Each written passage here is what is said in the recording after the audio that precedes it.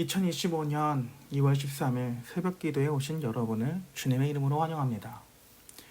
오늘 우리에게 주신 하나님의 말씀은 누가복음 2장 41절부터 52절 말씀입니다.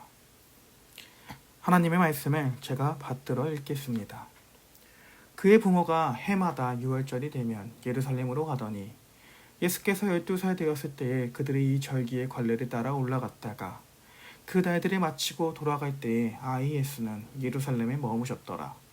그 부모는 이를 알지 못하고 동행 중에 있는 줄로 생각하고 하룻길을 간 후 친족과 아는 자 중에서 찾되 만나지 못함에 찾으면서 예루살렘에 돌아갔더니 사흘 후에 성전에서 만난즉 그가 선생들 중에 앉으사 그들에게 듣기도 하시며 묻기도 하시니 듣는 자가 다 그 지혜와 대답을 놀랍게 여기더라.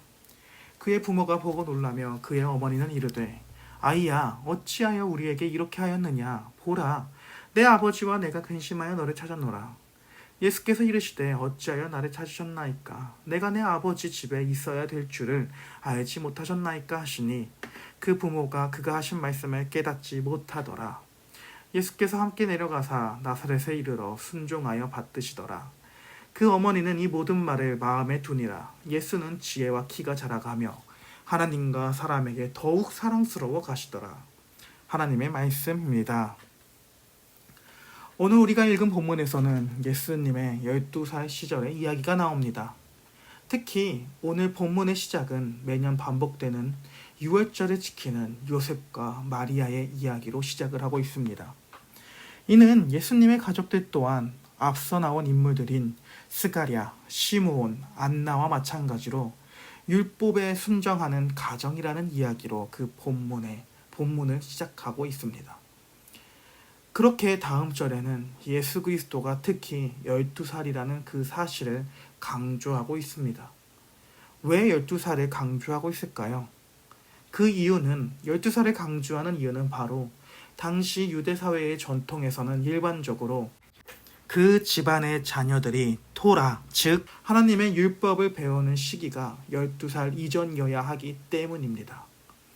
현 시대의 12살은 어린아이 취급을 하지만 성경이 쓰여지는 당시의 12살은 이제 성인을 준비하는 단계로 여겨집니다.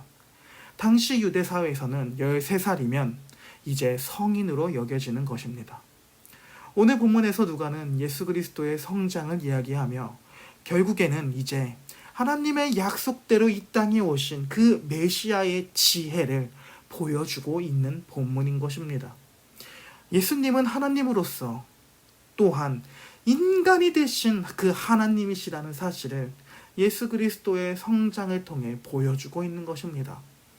따라서 누가는 누가복음 2장 전체를 통해 의도적으로 재미있는 매우 문학적 장치를 사용합니다.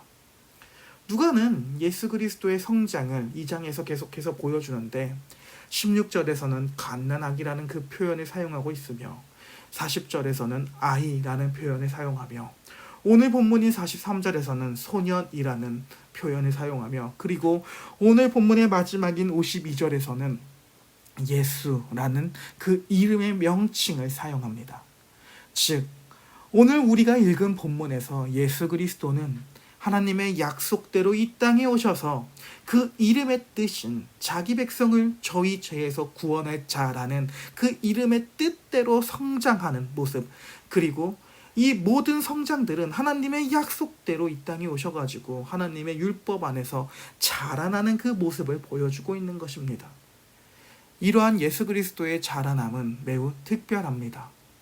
이 특별함은 어디에서 나타나냐면 바로 소년 예수 그리스도께서는 자신이 있어야 할 곳을 아는 그 장면에서 그의 특별함이 드러납니다. 예수 그리스도는 하나님의 집 안에 홀로 있습니다. 예루살렘까지 올라오는 길은 그의 부모와 함께 하지만 이제 그는 홀로 성전 안에 있게 되는 것을 볼 수 있습니다.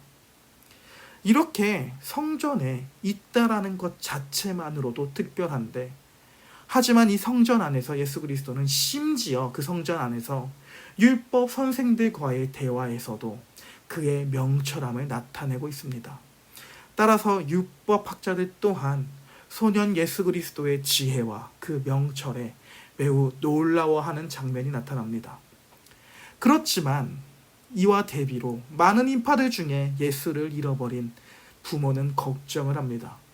따라서 그의 부모는 사흘 동안 예수를 찾아 헤맸고 결국 시간이 지나 예수를 찾은 부모는 48절에서 예수님에게 어찌하여 우리에게 이렇게 하였느냐라고 묻습니다.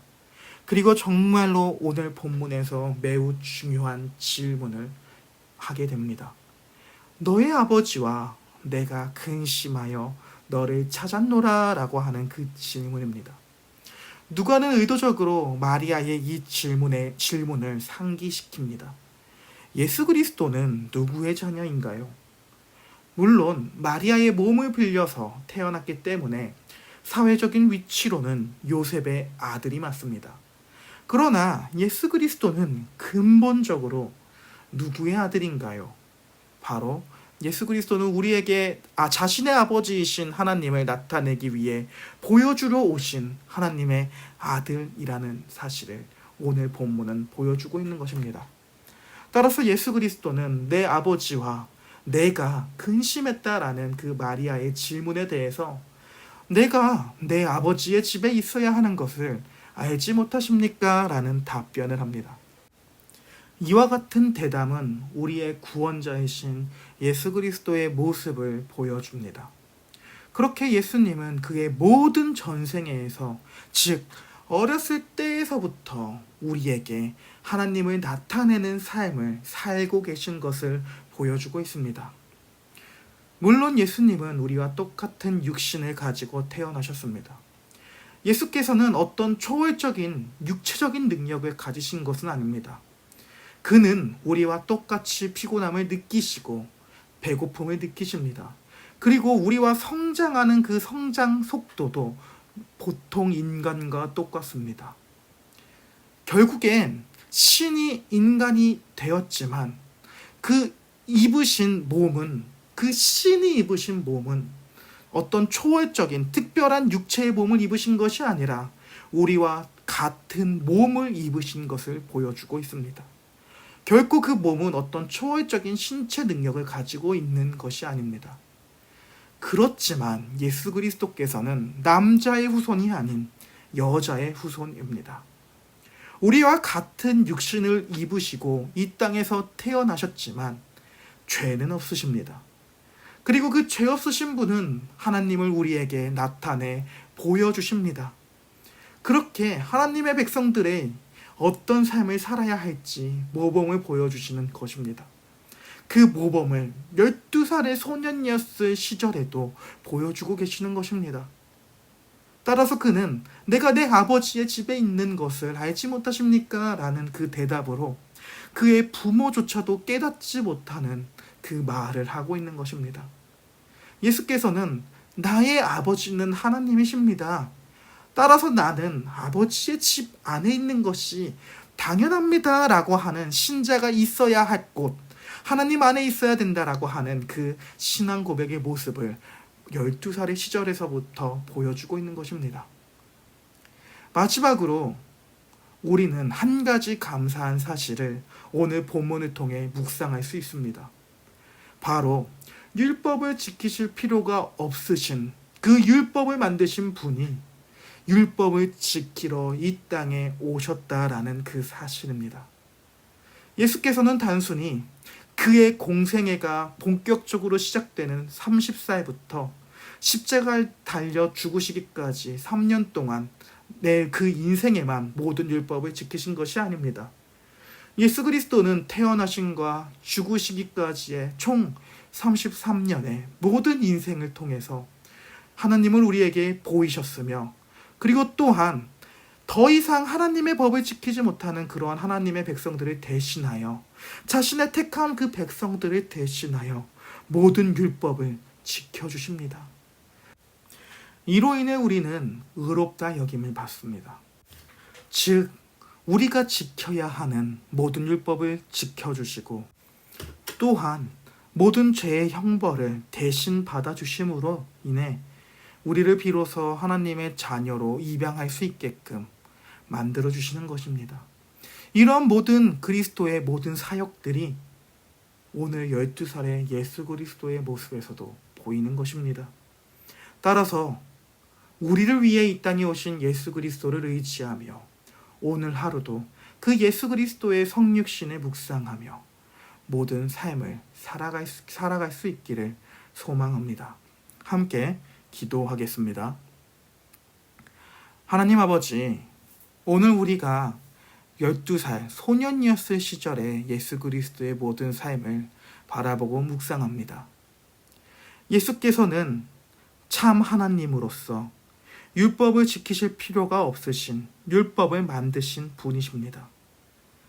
그러나 예수께서는 죄로 인해 타락해 아무 가망 없고 아무 능력이 없고 아무 힘이 없는 그의 백성들을 위해서 대신해서 모든 법을 지켜주시기 위해 이 땅 가운데로 오셨고 이 땅 가운데에 오셔서 입으신 그 몸은 우리와 똑같은 몸을 입으시고 그러나 죄는 없으신 상태로 이 땅에 오셔가지고 우리 대신에 모든 법을 지키시고 모든 형벌을 대신 받으셨습니다.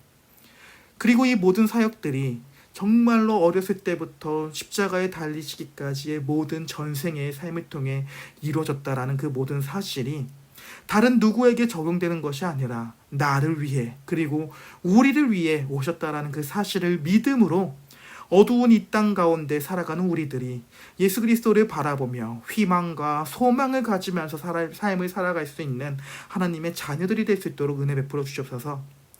오늘 우리가 어쩌면 너무나도 힘든 삶을 살아갈 수도 있습니다. 그러나 그 모든 힘든 삶 가운데에서도 온전히 우리를 위해 이 땅에 오신 예수 그리스도를 바라보며 의지하며 모든 삶을 살아갈 수 있는 모든 성도들이 될 수 있도록 은혜 베풀어 주셔서 감사합니다. 예수님의 이름으로 기도합니다. 아멘. 우리 함께 주기도문 하심으로 오늘 새벽 기도회를 마치도록 하겠습니다. 하늘에 계신 우리 아버지여, 이름이 거룩히 여김을 받으시오며 나라가 임하시오며 뜻이 하늘에서 이루어진 것 같이 땅에서도 이루어지리이다. 오늘 날 우리에게 일용할 양식을 주옵시고 우리가 우리에게 죄 지은 자를 사하여 준 것 같이 우리의 죄를 사하여 주옵시고 우리를 시험에 들게 하지 마옵시고 다만 악에서 구하옵소서. 대개 나라와 권세와 영광이 아버지께 영원히 있사옵나이다. 아멘.